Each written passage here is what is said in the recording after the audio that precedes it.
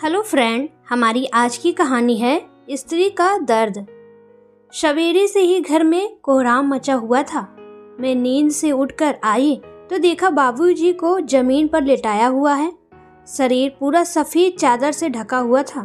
घर की सभी औरतें वहां मौजूद थी और उनके बीच अम्मा बेसुध पड़ी थी। कभी अचानक उठकर दहाड़े मार मार कर रोने लगती, कभी फिर बेहोश हो जाती। उस वक्त मेरी उम्र 10 साल थी। मैं घबरा गई और जाकर अम्मा की गोद में छुप गई। मुझे नहीं पता था बाबूजी को इस तरह से सफ़ेद चादर क्यों ओढ़ाई है। मुझे कुछ समझ आता उससे पहले ही बुआ ने अम्मा के हाथ पकड़कर उनकी चूड़ियाँ तोड़ दी। वो चूड़ियाँ जो अम्मा को बहुत प्यारी थी, जिन्हें वो हमेशा हिफाजत से संभालती थी। अम्मा बस रोए जा रही थी। दादी मेरा हाथ पकड़कर मुझे अम्मा से दूर ले आई। मैं कोने में खड़ी बस आंखें फाड़े अम्मा को देखी जा रही थी। बुआ ने अम्मा की बिंदिया उतार दी, माथे का सिंदूर भी पोंछ दिया।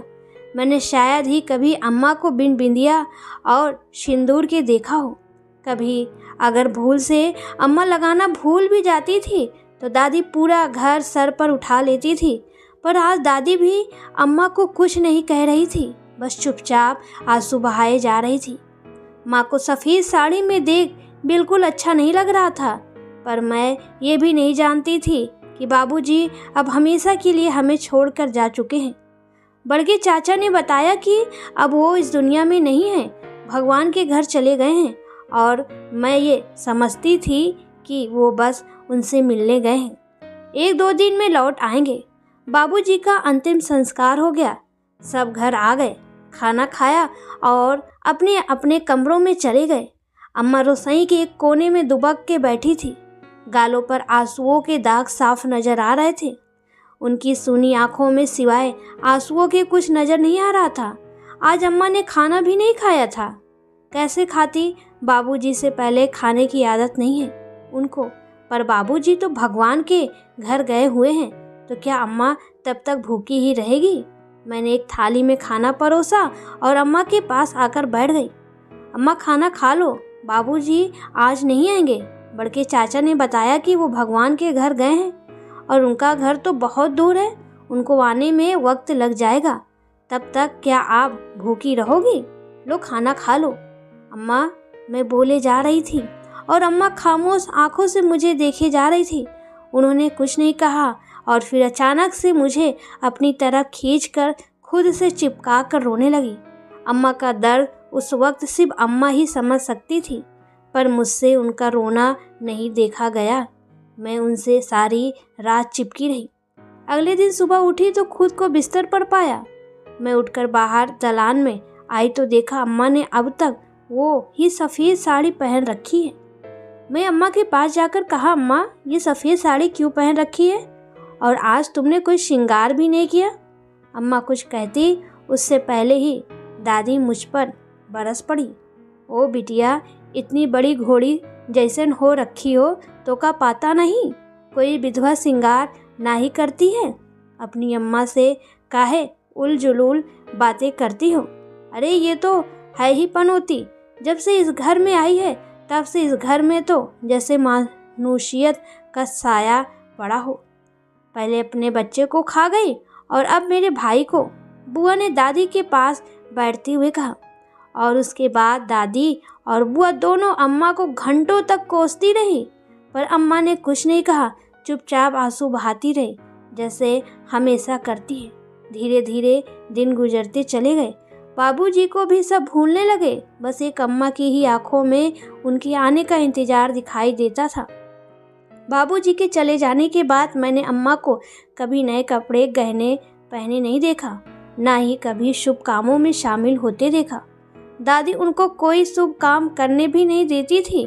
अम्मा भी बस चुपचाप सब देखती रहती थी। अम्मा को जब देखती तो लगता जैसे उनका श्रृंगार बाबूजी के साथ ही चला गया।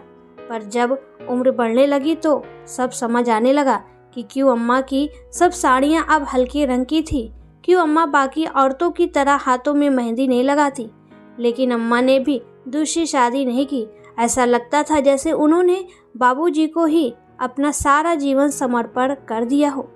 पर जैसे जैसे मैं बड़ी हुई समझ आने लगा कि मोहल्ले के अधेड़ उम्र के लोग अम्मा को हमेशा गलत नज़र से देखते थे।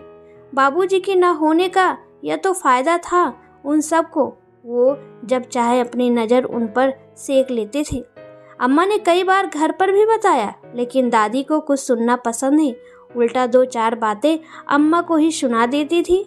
कई बार तो ऐसा लगता जैसे अम्मा हमारे साथ तो हैं, पर सिर्फ शरीर से, उनकी आत्मा, उनका मन जैसे बाबूजी के साथ ही चला गया है। मैं अम्मा को एक नई जिंदगी देना चाहती थी। पढ़ाई खत्म होते ही मेरी बेंगलोर में नौकरी लग गई।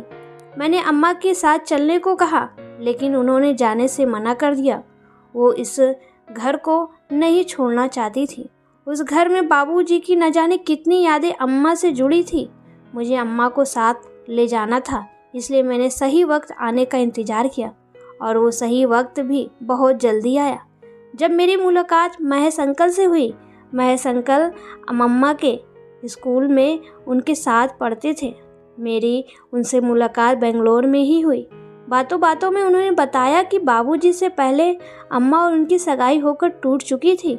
किसी गलतफहमी में आकर अंकल के घर वालों ने सगाई तोड़ दी और उसके बाद अम्मा और बाबूजी की शादी हो गई।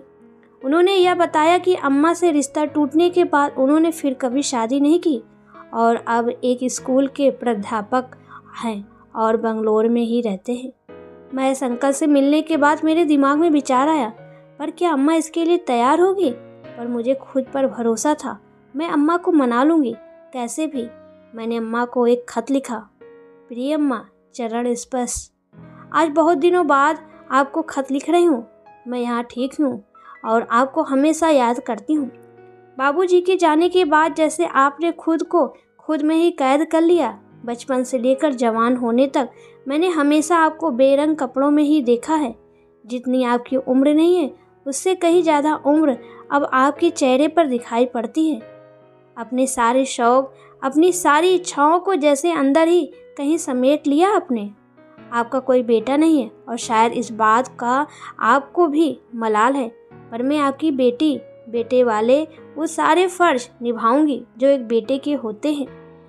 मैंने बहुत बार कहा कि आप मेरे साथ आकर रहो, पर नहीं मानती। अम्मा, जब तक आप उस घर में रहेंगी, बस सिर्फ एक शरीर बनकर जिसमें ना कोई भावनाएं हैं ना कोई उम्मीद, पर मैं आपको एक नई जिंदगी देना चाहती हूँ। अम्मा, वो सारी खुशी जो बाबूजी आपको देना चाहते थे। आज मैं महेश अंकल से मिली थी। हाँ अम्मा, वही जिनसे आपका पहली बार रिश्ता हुआ था। उन्होंने अभी तक शादी नहीं की अम्मा, और उनसे मिलने के बाद मैंने एक फ़ैसला किया है। अम्मा, हो सकता है आपको थोड़ा अजीब लगे, पर अब मैं खुद ये चाहती हूँ। मैंने आपको आपका श्रृंगार लौटाने का फ़ैसला किया है अम्मा। हाँ अम्मा, दूसरी शादी के नाम पर आप हमेशा इनकार कर देती हैं, पर ज़िंदगी यादों के सहारे नहीं काटी जाती। जैसे जैसे उम्र बढ़ती है, हमें अकेलेपन का एहसास दिलाने लगती है। अब तक आपने बहुत दुख देखे हैं अम्मा, अकेले जूझती रही हैं आप इस दर्द से, पर अब और नहीं। जब आपको बिना श्रृंगार के देखती हूँ, बिल्कुल अच्छा नहीं लगता। आपकी सुनी सुनी आंखें, आपकी बेरंग साड़ियाँ, आपका उदास चेहरा नहीं देख सकती मैं। मेरी बस एक ही ख्वाहिश है अम्मा कि आप शादी कर लो महेश अंकल से और अपनी ज़िंदगी को एक नया मोड़ दो। बढ़ती उम्र का अकेलापन बहुत बुरा होता है अम्मा। बस एक बार दुनिया से परे सोच कर देखो। लोगों को कल भी कोई फ़र्क नहीं पड़ता था, आज भी नहीं पड़ेगा। अगर आप मुझे अपना समझती हैं तो मेरी ये एक ख्वाहिश पूरी कर दीजिए। इस खत के साथ मैं आपके लिए बेंगलोर आने का ट्रेन का टिकट भेज रही हूँ। आप यहाँ आ जाओ, आपकी बेटी और आपकी नई ज़िंदगी आपका इंतज़ार कर रही है। आपकी बेटी सरस्वती। खत मैंने अम्मा को भेज दिया। अम्मा ने खत पढ़ा और अगले 2 दिन बाद वो मेरे साथ थी। अम्मा के आने से पहले मैंने महेश अंकल को भी शादी के लिए मना लिया। अम्मा कुछ दिन मेरे साथ रही, मुझसे वो सब बातें की जो आज तक उन्होंने शायद बाबूजी से भी नहीं की थी। बातों के दौरान न जाने कितनी बार भावुक हुई, कितनी बार अपनी आंखें नम की, न जाने कितनी बार मुस्कुराई, और मैं बच्चे की तरह उनकी गोद में सर रख सब सुनती रही। फिर वो दिन भी आ गया जब अम्मा दुल्हन बनकर मेरे सामने थी।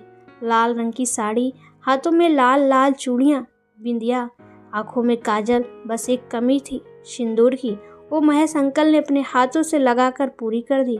आज कितने सालों बाद अम्मा को श्रृंगार में देखा था। खुशी इतनी थी कि पलकें भीग गई, लेकिन मैंने नमी अम्मा को महसूस नहीं होने दी। महेश अंकल को एक साथी मिल चुका था और मेरी अम्मा को उनका श्रृंगार। मैं अम्मा को उनका श्रृंगार लौटाने में कामयाब रही। मुझे श्रृंगार की अहमियत समझ आ गई, जिसके बिना एक औरत का जीवन बेरंग है, बेजान है। दोस्तों, आपको ये कहानी कैसी लगी प्लीज़ कमेंट में ज़रूर बताएं।